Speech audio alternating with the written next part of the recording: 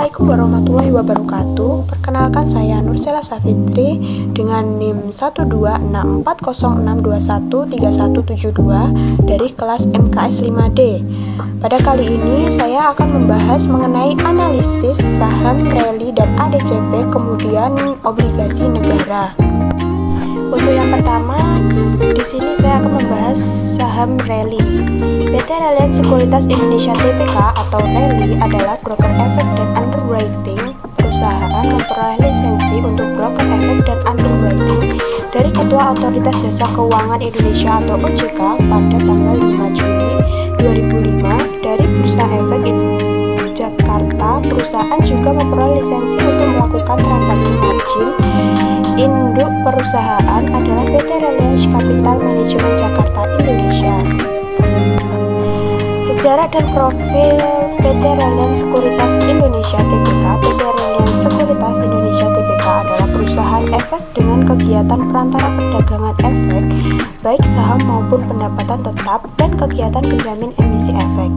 Reliance pada awal didirikan di Jakarta pada tanggal 22 Februari 1993 dengan nama PT Istimar Finance Securities yang kemudian berubah menjadi PT Law Securities pada tanggal 13 September 1999 dan berganti nama menjadi PT Reliance Sekuritas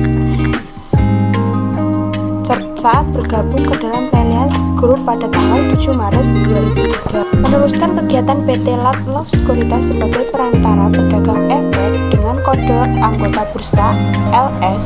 Manajemen Reliance saat itu berinisiatif untuk membawa perseroan ke tingkat dan ekspor yang lebih tinggi. Laporan keuangan yang baik selama beberapa tahun sebelumnya memberi kepercayaan diri untuk menawarkan kepemilikan saham Reliance kepada publik.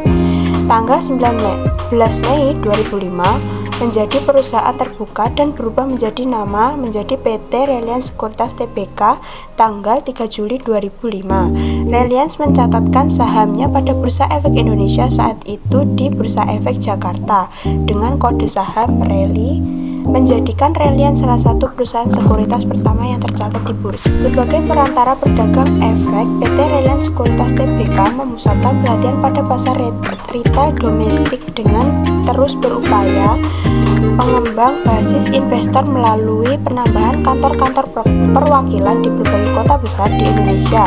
Dan pada tahun-tahun terakhir merintis terwujudnya fasilitas layanan online trading yang diluncurkan tahun 2010. PT Reliance Sekuritas Tbk juga aktif sebagai perantara pedagang efek tetap dan sejak 2008 memperluas bidang usaha dengan menjadi agen penjual obligasi negara retail atau ORI dan sukuk negara retail atau suku. Demikian juga dengan kegiatan operate finance dan investment banking yang dimulai pada tahun 2007. PT Reliance Sekuritas Tbk aktif dalam kegiatan-kegiatan penjamin emisi efek dan penasihat keuangan. Pada awal Maret 2015, PT Reliance Sekuritas Tbk menerbitkan saham baru sebanyak 900 juta lembar untuk menambah modal kerja perseroan. Selain itu, kami terpilih menjadi agen penjual obligasi negara retail seri ORI O12 dan sukuk negara retail seri SR007 selaras dengan perluasan bidang usaha yang dilakukan sejak 2008. PT Reliance Sekuritas Tbk juga menjalin kerjasama dengan Bursa Efek Indonesia dan perguruan tinggi dalam menyelenggarakan galeri investasi pada rapat umum pemegang saham tahunan tanggal 17 April 2017. Rally berganti nama menjadi PT Reliance Sekuritas Indonesia Tbk. Kemudian analisa teknikal Reliance Sekuritas Indonesia Tbk, yaitu NACD untuk swing trade jangka menengah dan stochastic untuk scalping jangka pendek. Selanjutnya, analisa fundamental Reliance Sekuritas Indonesia Tbk, yaitu analisis tier saham, market cap tidak diketahui, net profit, perusahaan belum melaporkan keuangan terbaru, current ratio, perusahaan belum melaporkan laporan keuangan terbaru. Net profit margin, perusahaan belum melaporkan laporan kegiatan keuangan terbaru.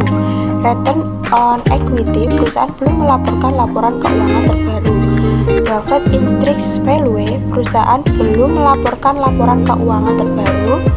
Price to book value, perusahaan belum melaporkan laporan keuangan terbaru.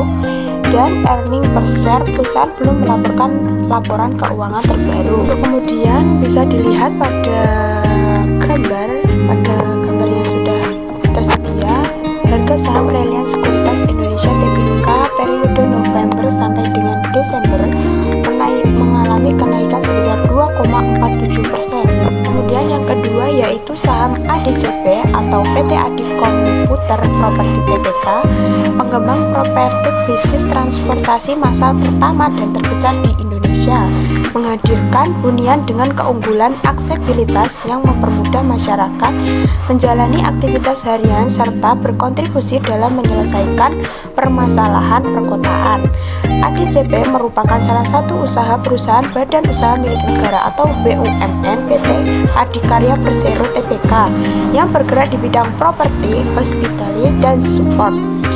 Dimulai dari divisi Transit Orient Development atau TOD Adikarya di tahun 2015 dan berkembang menjadi entitas terpisah pada tahun 2018. PT Adi Komputer Properti atau ADCP harus menerima pil pahit pada paruh pertama tahun ini karena realisasi pendapatan dan laba yang anjlok secara tahunan.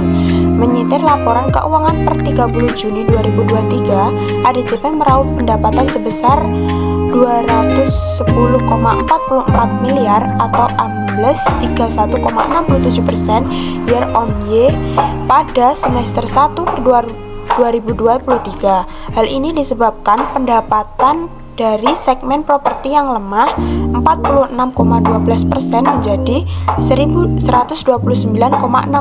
miliar.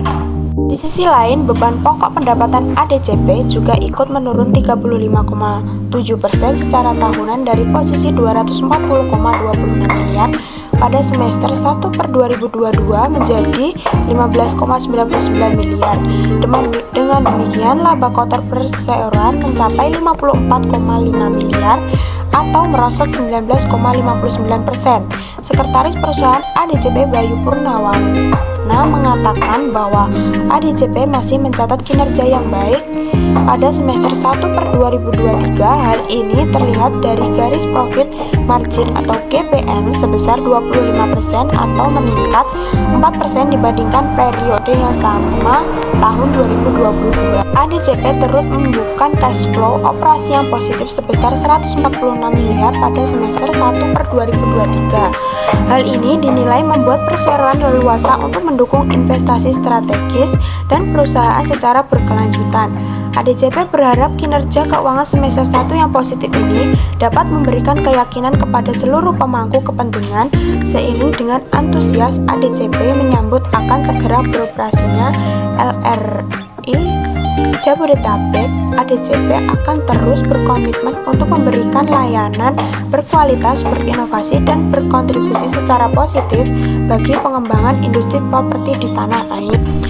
Pada paruh pertama tahun ini, perseroan mencatatkan total aset sebesar 6,27 triliun atau merosot 0,70% secara year to date.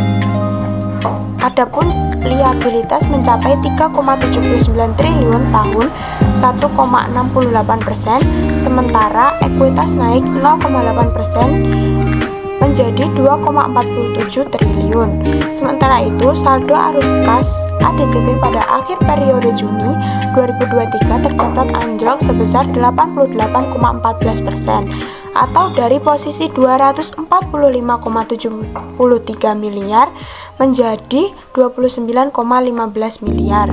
Kemudian analisa teknikal PT Adi Komputer Properti atau ADCP yaitu MACD untuk swing trade jangka menengah dan stokastik untuk scalping jangka pendek.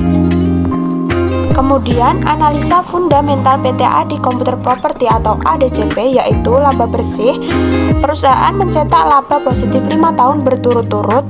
Kemudian rasio hutang DER atau rasio hutang kurang dari 0,24 kali modal. Kemudian nilai istrik prasmanan diremehkan, harga saham di bawah wajar atau 59. Harga terhadap nilai buku diremehkan, PBV lebih rendah dan evaluasi perusahaan 0,00. Tingkat saham tingkat 3 dengan kapitalisasi pasar kecil di bawah 1T. Rasio saat ini aset lancar lebih kecil dari liabilitas jangka pendek. Margin laba bersih, profitabilitas kurang baik, NPM kurang dari 10% atau 6,60%. Pengembalian ekuitas, profitabilitas kurang baik atau ROE kurang dari 50% atau 0,22%. Pendapatan per saham, perusahaan belum mencetak EPS positif selama 3 tahun berturut. Kemudian yang terakhir yaitu obligasi negara. Secara inti, obligasi pemerintah atau government bond merupakan surat yang diterbitkan oleh pemerintah Indonesia yang ditunjukkan sebagai pendanaan. Obligasi ini ditawarkan secara langsung kepada perseorangan dalam dominasi valuta asing. Obligasi ini disebut dengan sovereign bond atau obligasi internasional. Jenis obligasi pemerintah, SPN memiliki tenor pendek di 1 tahun yang membuat obligasi ini jarang diperdagangkan. Rupiah dan US dollar merupakan jenis mata uang yang diterbitkan oleh pemerintah. Jenis obligasi pemerintah, surat berharga negara SBN terbagi menjadi 2, yaitu surat utang negara atau SUN dan SPN. Lalu SUN terbagi menjadi surat perbendaharaan negara SPN dan obligasi negara. Jenis obligasi pemerintah, on yang terbagi menjadi on rupiah dan on valuta asing memiliki perbedaannya sendiri. On rupiah adalah obligasi negara dengan dominasi rupiah yang terdiri dari 2 kategori, yaitu fixed rate dan variable rate. Sedangkan on valuta asing adalah obligasi negara dengan dominasi US dollar yang disebutkan sebagai indon. Obligasi ini memiliki tingkat kupon tetap atau fixed rate. Dalam pergerakannya, indon lebih mengikuti US dollar treasury atau imbal hasil obligasi pemerintah Amerika Serikat. Berikut ada beberapa keuntungan yang didapat dari obligasi pemerintah, yaitu yang pertama, risikonya minim.